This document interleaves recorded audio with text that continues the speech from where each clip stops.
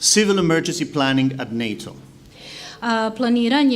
Civilno planiranje u vanrednim situacijama u NATO. What is this about? O čemu se radi? Most of us, including myself, before joining NATO, thought about NATO mainly, and I would say rightly, as a military defense organization.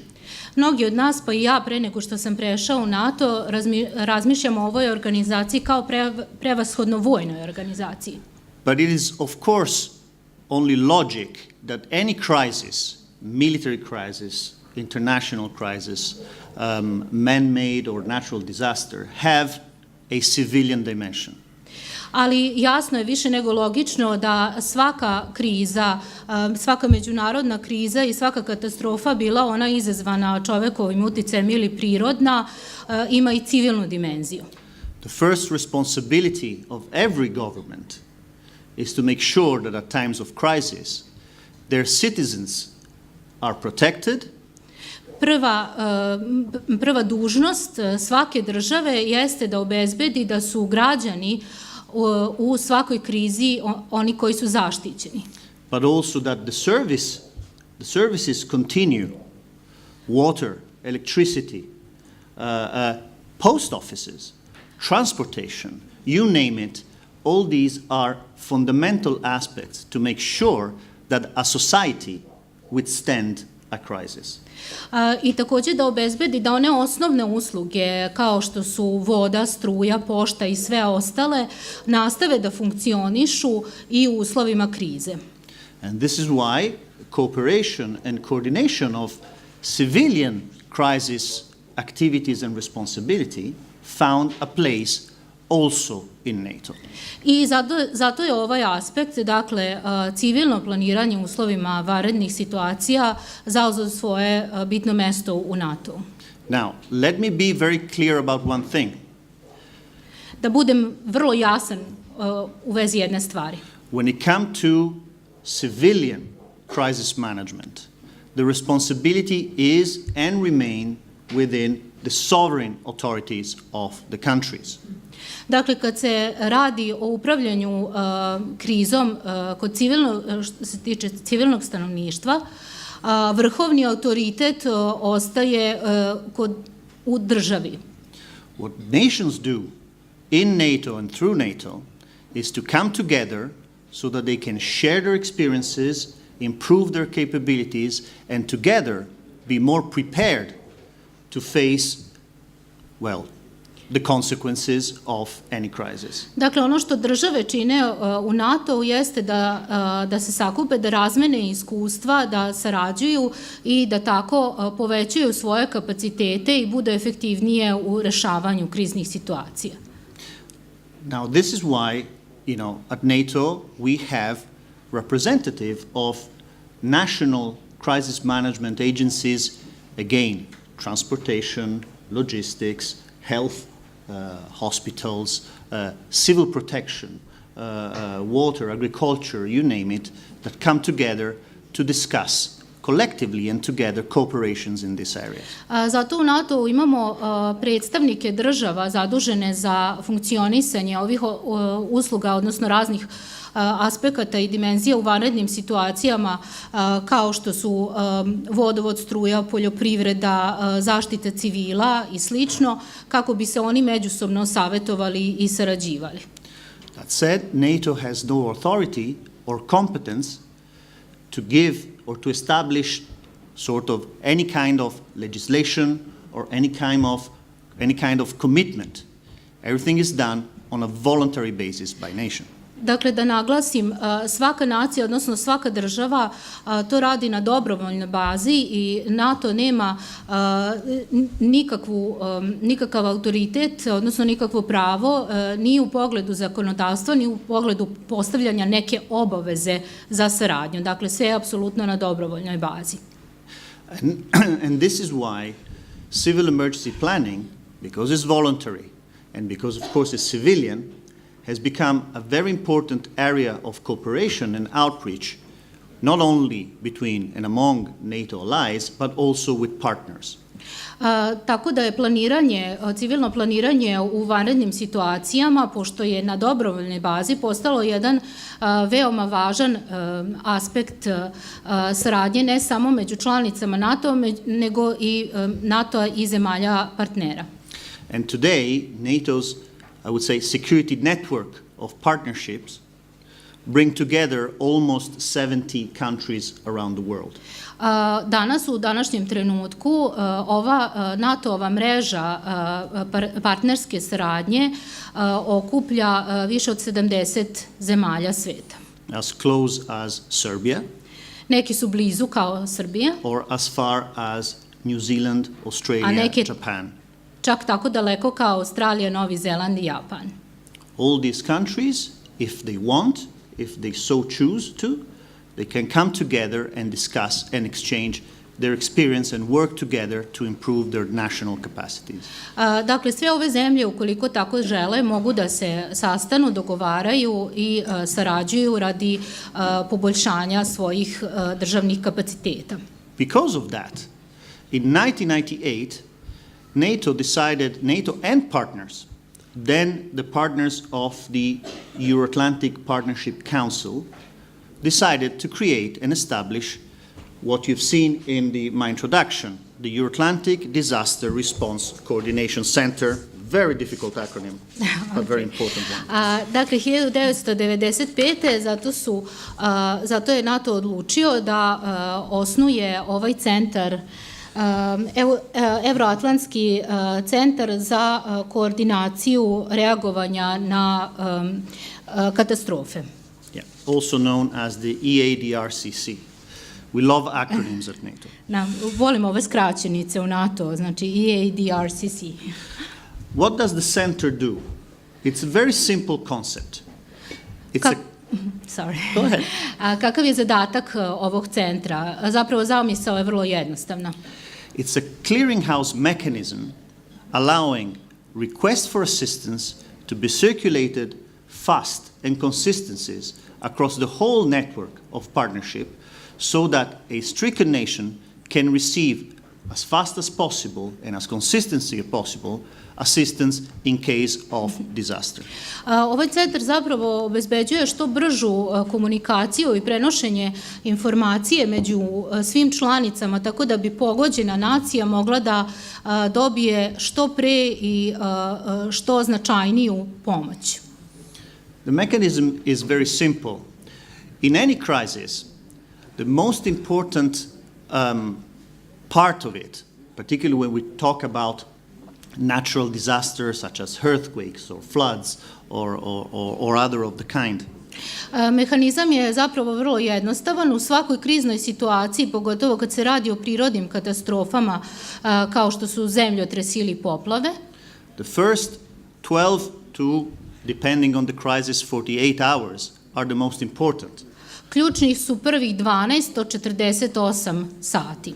A nation that has already the burden of facing the crisis, dakle, ta nacija, odnosno država koja se već ima taj teret suočavanja sa katastrofom, cannot afford picking up the phone and calling everyone asking for help.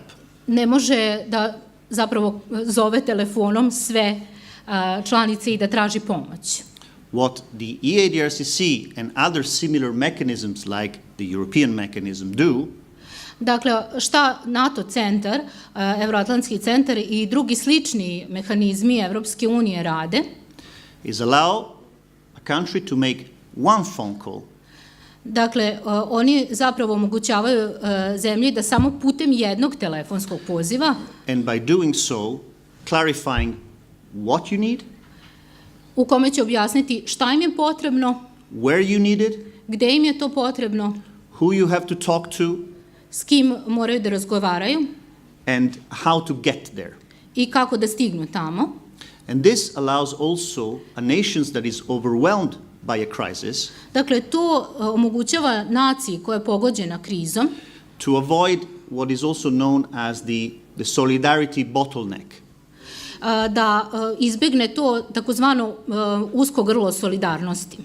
And that is that all the nations that want to help da sve one nacije, odnosno države koje žele da pomognu, they start rushing into assistance, pojure u pomoć, not knowing where they need to go, Ne znajući- what they need to bring, ne znajući gde treba da idu, šta treba da donesu. and at the end they become more of a liability than an asset.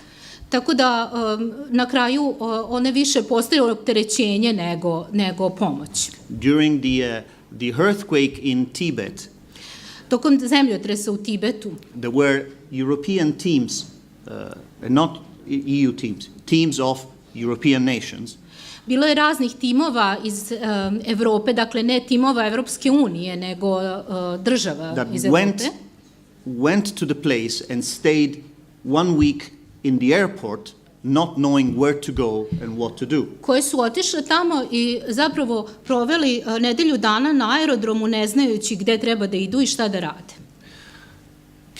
Capabilities like the EADRCC Kapaciteti Evroatlantskog centra allow to simplify this mechanism and avoid this bottleneck omogućavaju pojednostavljenje ovog mehanizma i da se ovo usko grlo, ovaj problem izbegne, by providing the right information to the right people. tako što pruža prave informacije pravim ljudima, odgovarajućim ljudima. Now, activation of the ADRCC is upon national request. Evroatlantski centar se zapravo, njegova aktivnost se dobija zahtevom države, putem zahteva države. So we do not intervene, we do not offer our services unless we are asked. Mi se nećemo mešati, nećemo nuditi svoje usluge dok to država od nas ne zatraži. Again, in the full respect of national responsibility and sovereignty in crisis management. Zbog toga što je svaka nacija odgovorna i suverena u upravljanju krizom. Now, since 1998, the EADRCC has been involved in over 60 operations. Od 1995. dakle od uspostavljanja, Evroatlantski centar bio je uključen u preko 60 operacija. Floods, forest fires, earthquakes, kao što su zemljotresi, poplave, šumski požari, chemical incidents, hemijska izlivanja. and the last one, but I think our colleagues from the Serbian Ministry of Interior will probably expand on that, was the request for assistance following the refugee crisis in Serbia. A poslednje, odnosno najskorije, o čemu će govoriti i naše kolege iz Ministarstva odbrane, jeste pomoć prilikom priliva izbeglica, odnosno izbegličke krize. There again, the government of Serbia asked for assistance on the 17th of December 2015. 17. decembra 2015. srpska vlada je zatražila pomoć prilikom rešavanja ove krize. 2 hours later, the request was circulated to all allies and partners of the almost 70 network of partnerships. Samo dva sata kasnije ovaj zahtev je prosleđen svim zemljama članicama i svim zemljama partnerima. That request has also allowed the European Union to sort of reactivate its efforts in providing assistance. I zahvaljujući tom zahtevu i sama Evropska unija je ponovo aktivirala, odnosno ponovo pojačala svoje aktivnosti u rešavanju ove situacije. And I say this because when it comes to disaster assistance and humanitarian assistance, there is no competition. Ovo kažem zato što kod pomoći prilikom humanitarnih i drugih katastrofa nema nadmetanja ko će prvi pomoći. The beauty of my job is that I help because I can, not because I have to. Lepota mog posla je u tome što pomažem zato što mogu, a ne zato što moram. And when it comes to asking for assistance, if a nation is in the situation that it has to ask assistance to other nations, kada se država nađe u situaciji da mora da traži pomoć od drugih država, the more mechanism you have, the better it is. Što više mehanizama imate, to je bolje. So don't believe in those who tells you avoid duplication. Don't believe those who tell you, but the EU is already doing that. Yes, it is, and it's fantastic. The more, the better. Dakle, nemojte verovati onima koji kažu ne treba duplirati zahteve, Evropska unija to već radi, da radi i to je odlično, ali što više, to bolje. Now, what do we do when we do not work in disaster relief or operations? Čime se bavimo kada se ne radimo, odnosno ne primenjujemo ove operacije pomoći prilikom katastrofa? The center, of course, does exercises that allows nations to improve their national capacities. Centar takođe izvodi vežbe koje omogućavaju državama da poboljšaju svoje nacionalne kapacitete. But better than explain you, I have a little short video that will give you a very practical idea of how our exercise work. Dakle, ovaj kratak film daće vam zapravo ideju kako to funkcioniše. An international search and rescue operation is underway in Georgia. A massive earthquake has hit the Central Caucasian country. The Georgian army is flying rescue workers to the epicenter just south of the capital, Tbilisi.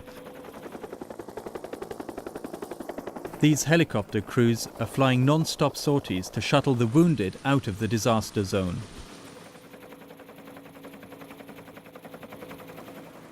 On the ground, rescue workers are fighting against the clock to free people from the rubble. Teams from 12 countries are having to deal with multiple incidents at the same time. They range from chemical spills and derailed trains to this collapsed hospital. I would say that the major challenge at the moment is the command, who's in charge and who takes care of what's actually going to happen and dispatch the various teams to make a joint effort. Because now it may seem that they are all working on their own, but somebody should have the overall control. Training common command and control procedures is what this exercise is all about. The two-day event is organised by NATO's Euro-Atlantic Disaster Response Coordination Centre. With participants from NATO and partner countries, it also serves to strengthen civilian and military cooperation. For every commander, this type of situation is a once in a lifetime. They are not using, this is not a daily basis. They can very well run everyday accidents, but this is a major incident and you have so lot to think about it, and that's why it's so challenging to anybody. International experts are here to assess how well the various teams work together. On day one, it seems some of the on-site commanders are overwhelmed with the task. Not only must they direct the different teams, they must also deal with the media, a new and daunting task for some. Next time when you get this, when you get someone who wants to answer in Georgian, ask where their translator is. On day two, NATO's exercise director has come to see the progress. I heard that there were quite some problems yesterday with the command and control system, and I've come over now to see whether this has been ironed out. How does it look this morning? It's fine. Yeah? Fine, much better. Yesterday was a bit this problematic with sending this international team. Now we could see them around that this is better. NATO organises the exercise, but once it's underway, its staff don't interfere. The biggest concern for the leader of this Polish search and rescue team is ensuring the safety of his men as they go about rescuing people in unfamiliar terrain. You can always expect aftershocks. And there are problems, of course, with cutting through and searching the building, because you never knew the building before, and actually after the collapse it looks much different than before. So you just have to be careful and try to search the whole building, of course, to secure it at first and then search it through for the people.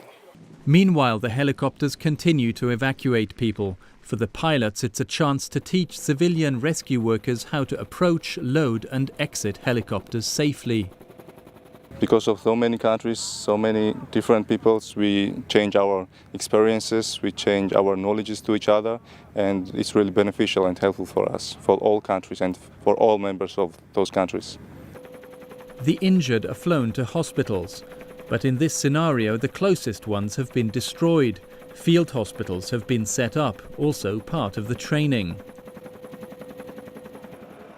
The man in charge of NATO's operations division has come to see the exercise firsthand. He's impressed by the sheer scale and realism.